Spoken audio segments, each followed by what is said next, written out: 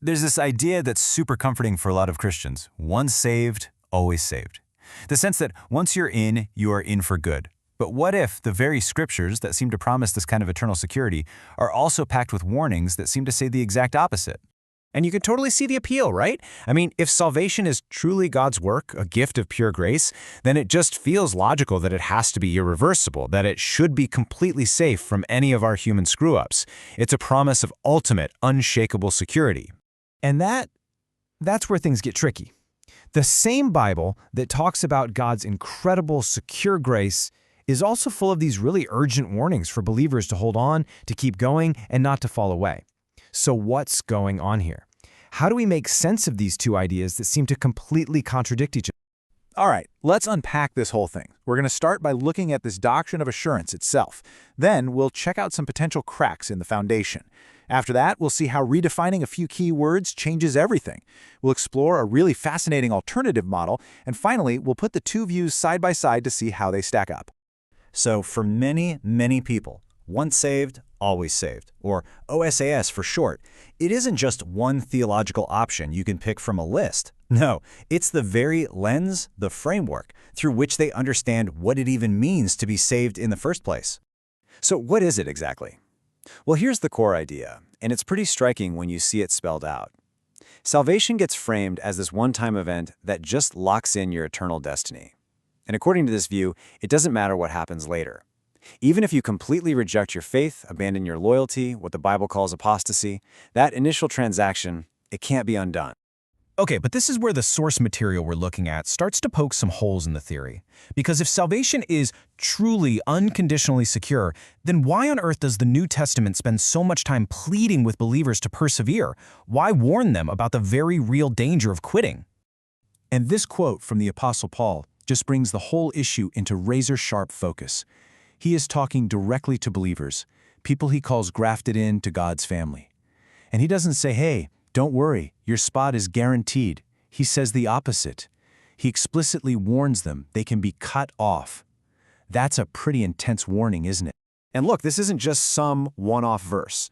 The source argues that these passages and a bunch of others are written to real members of the church community. They're describing people who have genuinely been a part of things, only to face the very real possibility of a catastrophic falling away.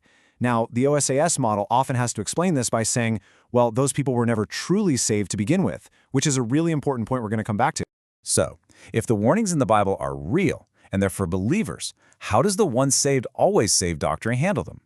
Well, the source material argues that it does so by kind of changing the definitions of some really key biblical ideas. Let's see what that looks like. Okay, first up, the word faith. In the OSAS view, faith is often treated like a single moment in time.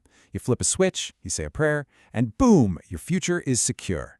But the alternative view presented here says that the Bible talks about faith more like a living, breathing allegiance.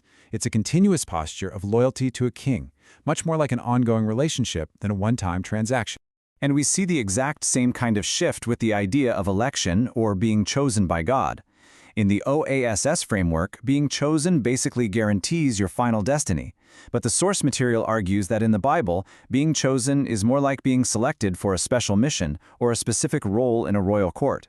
This actually makes you more accountable. It doesn't give you a free pass. Think of it like being knighted by a king. It's a huge honor, but it comes with some serious responsibilities.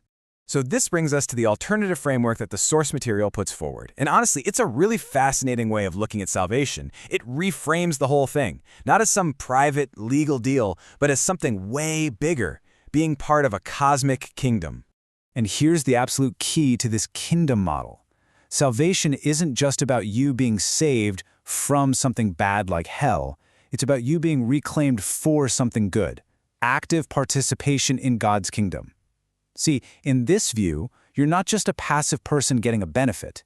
You are actively pledging your allegiance to the one true king in a universe where other powers are constantly fighting for your loyalty. This whole analogy of kingdom citizenship makes the logic super clear. How do you become a citizen? You pledge allegiance to the king. How do you maintain that citizenship? You stay loyal. And how could you lose it? Through an act of treason, a deliberate, willful rejection of your king. In this model, apostasy is the ultimate act of treason.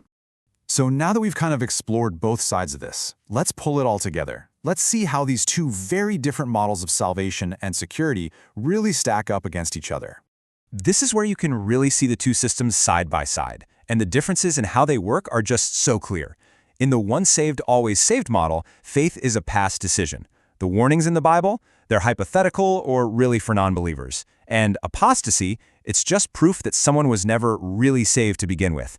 But in the kingdom allegiance model, faith is a present, continuing allegiance. The warnings are genuine and aimed right at believers. And apostasy is the act of treason that forfeits your salvation. This means your assurance, your confidence, comes not just from a past event, but from God's faithfulness plus your present ongoing loyalty to Him. And so after looking at all this, it leaves us with a pretty provocative question to chew on. Where do you place your assurance? Is it in the memory of a decision you made in the past, or is it in the reality of a present, living allegiance to a king? Definitely something to think about.